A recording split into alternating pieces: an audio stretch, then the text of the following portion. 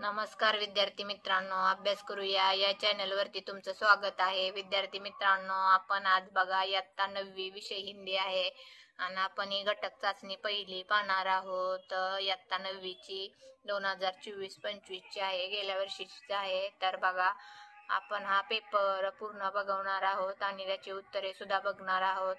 तर बघा, चला पहिला प्रश्न चालू करूया. बघा, निम्नलिखित पठित परिच्छेद पढ़कर दी गई सूचनाओं के अनुसार कृत्य कीजिए. बघा, हा परिच्छेद आलेला आहे आणि त्यानुसार त्याखालील प्रश्नांची उत्तरे तुम्हाला सोडवायची आहेत. बघा, हा पॅरेग्राफ आलेला आहे.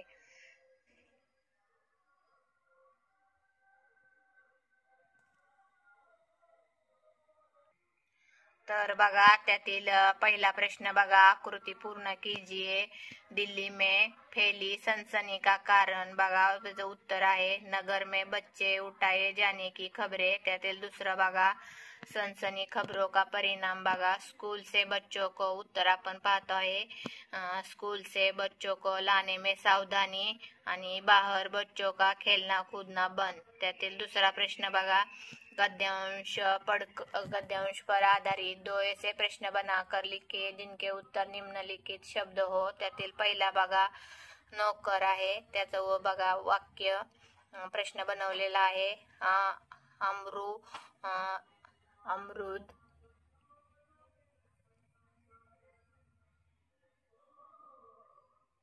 अमरू एक भले घर का क्या था. आणि दुसरा आहे बघा, बिल्ली का बिलगुंडा. बघा, बोरे में क्या था हा प्रश्न बनवलेला आहे. त्यातील दुसरा बघा, दुसऱ्यातलं दुसरं सत्य असत्य लिहायचं आहे. बघा, त्यातील पहिलं बघा, थानेदार ने पहुंचाते ही अमरू को 2 बातें रसीद कर लिए.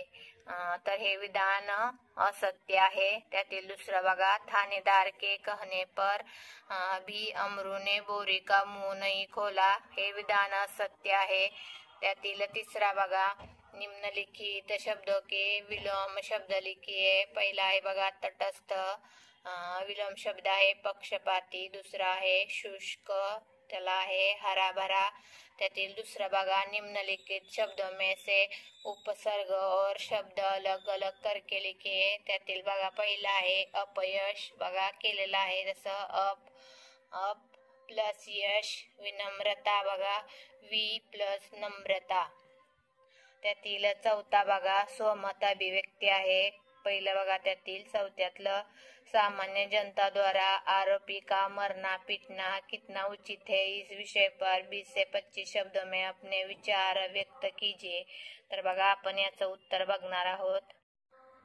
तर बघा, आपण त्याचं उत्तर बघत आहोत. अक्सर देखा जाता है कि किसी सही घटना को लेकर अथवा गलतफहमी में किसी आरोपी को लोग बेरहमी से मार मार कर बेदम कर देते हैं. पिटाई करने वालों में अधिकतर लोग ऐसे होते हैं जिनका घटना से कोई संबंध नहीं होता.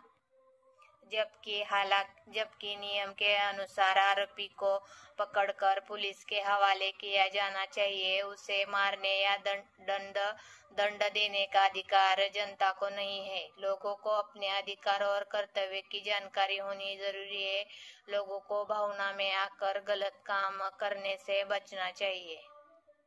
तर त्यातील दुसरा प्रश्न बघा, निम्नलिखित पद्यांश पढ़कर दी गई सूचना के अनुसार कृत्य कीजिए. बघा, ही कविता आहे आणि त्याखालील आपल्याला प्रश्न सोडवायचे आहेत. बघा, तर बघा, चला त्यातील पहिला बघा, आकलन कृत्य आहे. पहिला त्यातील, कवि के अनुसार किताबों की बदली हुई 2 आदतें. बघा, उत्तर बेचैन रहना, नींद में चलना. त्यातील दुसरा बघा, पद्यांश पर आधारित 2 ऐसे प्रश्न बनाकर लिखे जिनके उत्तर निम्नलिखित शब्द हो. पहिला बघा, हसरत से. बघा, प्रश्न बनवलेला आहे, किताबें किस तरह ताकती है. दुसरा बघा, कदरे अब घर में क्या नजर नहीं आते. तर त्यातील दुसरा बघा, भाषा अध्ययन. त्यातील पहिला प्रश्न बघा, निम्नलिखित शब्दों के लिंग पहचान कर लिखिए. एक, अलमारी स्त्रीलिंग. दुसरा आहे बघा, किताबें, ते पण स्त्रीलिंग. त्यातील दुसरा बघा, निम्नलिखित शब्दों के समानार्थी शब्द लिखिए. पहिला आहे आवाज, त्याचा आहे बघा ध्वनी, स्वर. दुसरा आहे बच्चा, त्याचा आहे बालक. आणि शिशु। तर तिसरा बघा त्यातील उपयुक्त पद्यांश की प्रथम 4 पंक्तियों का सरल अर्थ लिखिए। तर बघा आपण याचं उत्तर बघूया।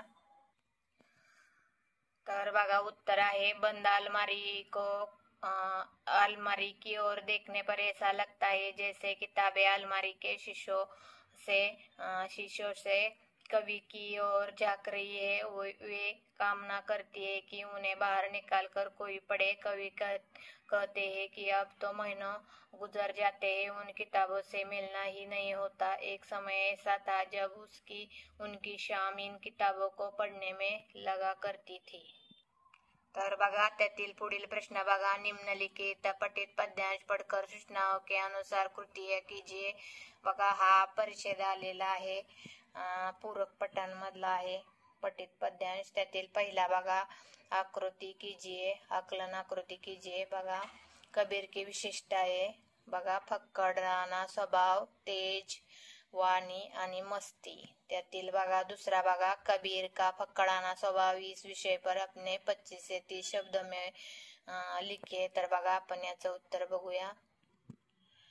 तर बघा उत्तर, कवि को संत कवि कहा जाता है। कबीर को संत कवि कहा जाता है। संत कवियों में उनका महत्वपूर्ण स्थान है, पर कबीर ने अपने आप को संत कवि तक ही सीमित नहीं रखा। उन्होंने अपने जीवन से संचित अनुभव को काव्य में खुलकर उतारा है। परंपरा से समाज में चली आ रही सड़ी गली कुर्तियों और पंखड़ों का उन्होंने खुलकर विरोध किया। जाति, वर्ण, आपसी भेदभाव, धार्मिक कट्टरता पर करारा प्रहार किया। इन बातों को समाज के समक्ष रखते हुए उन्होंने किसी की परवाह नहीं की। यह काम एक संत कवि नहीं कर सकता। कबीर ने संत कवि होते हुए भी यह काम किया, इसलिए कहा जा सकता है कि कबीर का स्वभाव फक्कड़ाना था। तर बघा आता शेवटचा प्रश्न आहे, चौथा, रेखांकित शब्द का शब्दभेद पहचान कर लिखिए। बघा पहिला आहे, जामुन के पुल पर कुछ आदमी पकडे गए। बघा कुछ शब्द कुछ आहे बघा, त्याच्या खाली रेष ओढलेली आहे। तर तो कुठला शब्द आहे आणि त्याचा कुठला आहे शब्दभेद ते ओळखायचे आहे। तर बघा विशेषण आहे। त्यातील दुसरा बघा, निम्नलिखित मोहरों में से किसी एक अर्थ लिखकर वाक्य में प्रयोग कीजिए। आपण दोन्ही पण बघणार आहोत। तर बघा पहिला आहे टूट पडना, त्याचा अर्थ आहे बघा झपट पडना। वाक्य बघा, गाड़ी में से सफर करने वाले यात्री चोर पर टूट पड़े आणि दुसरा आहे बघा, नजर आना, दिखाई देना। वाक्य बघा, उस गाव में हर व्यक्ती पढ़ लिखा नजर आता है। तर बघा असा आपण हिंदीचा चाचणी एकचा पेपर बघितलेला आहे। आणि विद्यार्थ्यांनो, तुम्हाला असेच आपले सर्व चाचणीचे पेपर आपल्या चॅनलवर पाहायला भेटणार आहेत। आणि मराठी, इंग्लिश हे पेपर सर्व टाकलेले आहेत, ते तुम्ही नक्की बघा आणि आपल्या चॅनलला सबस्क्राईब करा। व्हिडिओ पूर्ण बघा आणि व्हिडिओ पूर्ण बघितल्याबद्दल विद्यार्थी मित्रांनो तुमचे खूप खूप धन्यवाद। चॅनलला सबस्क्राईब करायला मात्र विसरू नका।